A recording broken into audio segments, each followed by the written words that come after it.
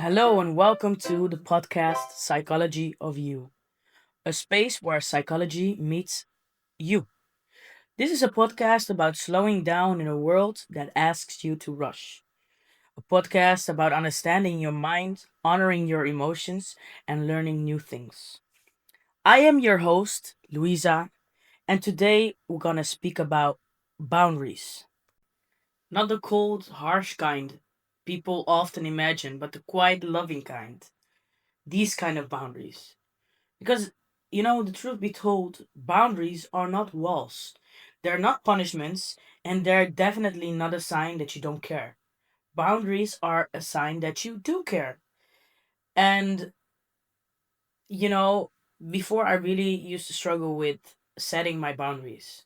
Mostly I just set my boundary with a lot of anger. But, throughout the years, with lots of like self work and self reflection, I've learned to do it in a healthy way. And, many of us struggle with setting boundaries because deep down, we were taught that love means availability, that love means like putting yourself away for someone else, that love sometimes means not listening to what you need, but always putting others' needs first. And that it has to be done, it's like it's done now. It's 2026, we're not doing this anymore. We were taught that being good means being flexible, that being kind means saying yes to everything, even when your body and your mind is screaming no. Psychologically wise, this makes sense because our brains are wired for connection. Rejection feels unsafe, disappointing others can trigger fear or guilt or even shame, depending on your past, because as a kid, if you're taught to always put your needs aside, to always, when you said no, that you got punished or um, that they talked bad about you, then mostly if you grow and you don't work on this, you you teach yourself, actually you teach yourself that you can never say no. You always have to say yes. And that's where the fear and the guilt and the shame comes up, But instead of asking, what do I need? We ask, what will keep everyone comfortable?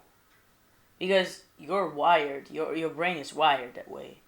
And what happens is that slowly we disappear from our own lives. We don't even know what we want because it's so based on what other people need that you just come become completely lost. You become completely lost. And there's a book, it's called The Drama of the Gifted Child. And in this book, like, it's such a nice book, by the way. It's really a recommendation. But in this book shows that from from a small baby until you're like an adult, like for instance, when you cry, they say don't cry.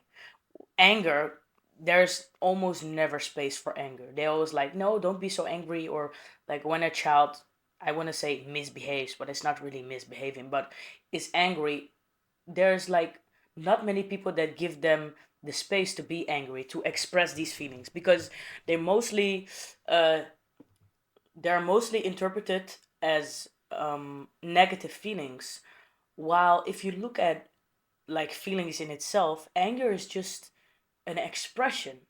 So if you are taught that from your childhood, every year, that you cannot cry because, yeah, you cannot be too dramatic, you cannot be angry, uh, you cannot show just, and if you're good, then it's like always good, like positive things, like being happy and always like always saying yes, and it's like, oh, such a nice little kid. But basically you get taught to always say yes, to always be happy, to actually be a good person in other people's eyes, a good child, like an easy child, because no one wants to like a difficult child. And that's why I said your brain gets rewired from child to adult.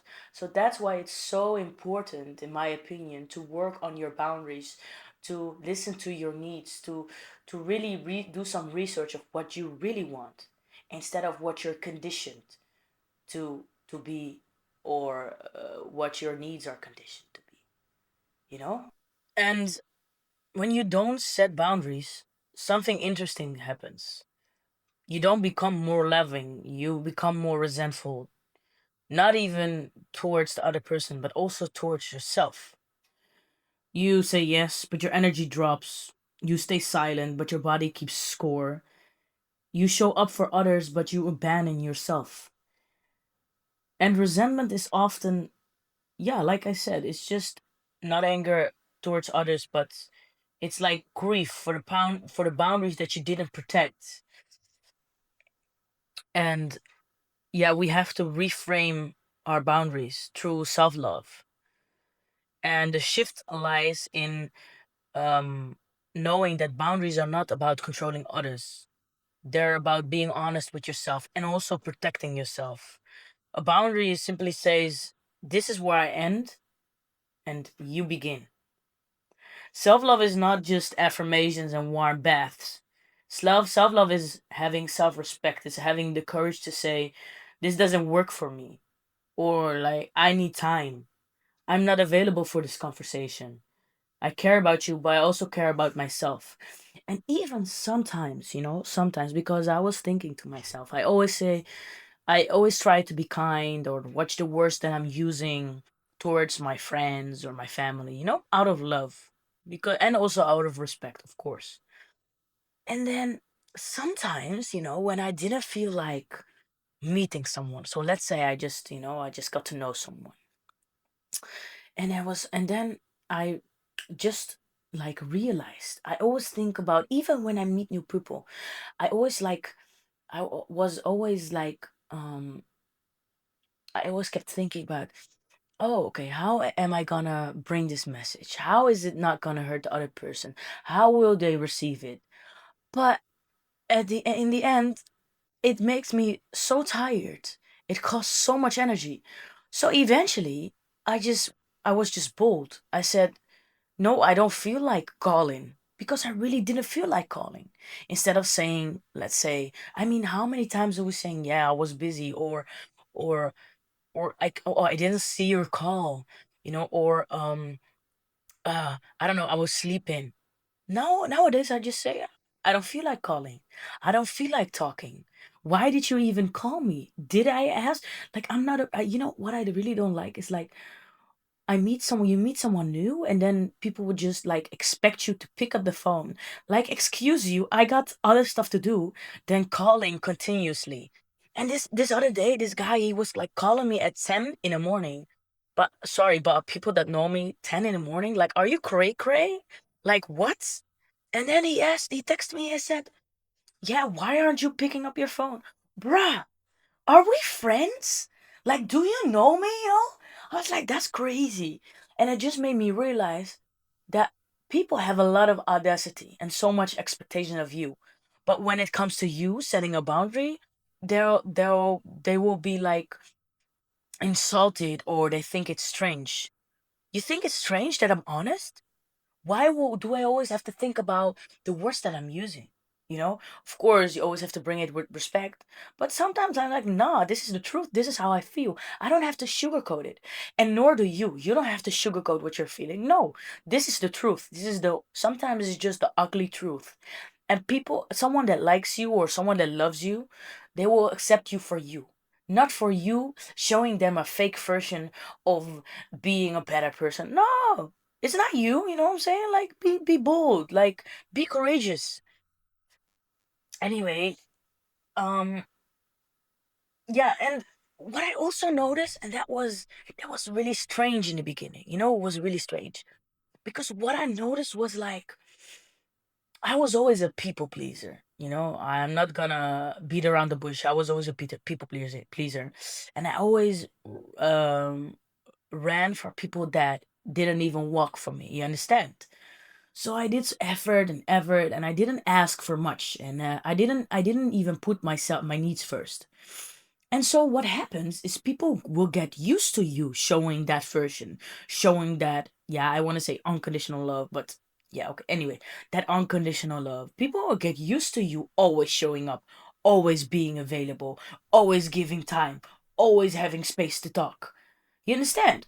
So when I was working on myself and I became a better version of myself and I saw my needs more clearer and I started giving boundaries, setting boundaries, and then because people were so used to me like betraying myself, and then they went they became angry or insulted or irritated because I just gave a boundary. But it's because they were confused. They're like, huh? But I was so used to you betraying yourself and just not asking for much and just, I don't know, sugarcoat things. And now that I was really honest and that I was really showing my true self and that I was really setting boundaries, I wasn't good enough anymore, you know? So what I want to say is that some people, they like it when you don't put your needs first because then they're able to receive a lot. They don't have to give too much. They can just chill and relax. They can just ask and take and take until there's nothing left to take. So, what I want to say to my listeners, like, be careful. Be careful with whom you spend your time with, and also be aware of your people pleasing, and also be aware of the people that make use of it. And if you're learning to set boundaries, just go gently. You don't have to explain everything. You don't have to justify your needs. You don't have to tell them why. Every boundary you set is a message to yourself that says, I matter too. Because you do matter, you do. And the more you practice that message, the more self love and setting boundaries, which is a form of self love, stops being a concept but becomes a reality. It becomes a way of living. Because loving yourself is not about being perfect. It's about being present. It's about being honest. And it's about being brave enough to choose yourself without closing your heart, even when it's difficult. Even when either other people don't, when they don't choose you, you choose you. And I think that's the most important thing. So, keep setting boundaries, keep loving yourself.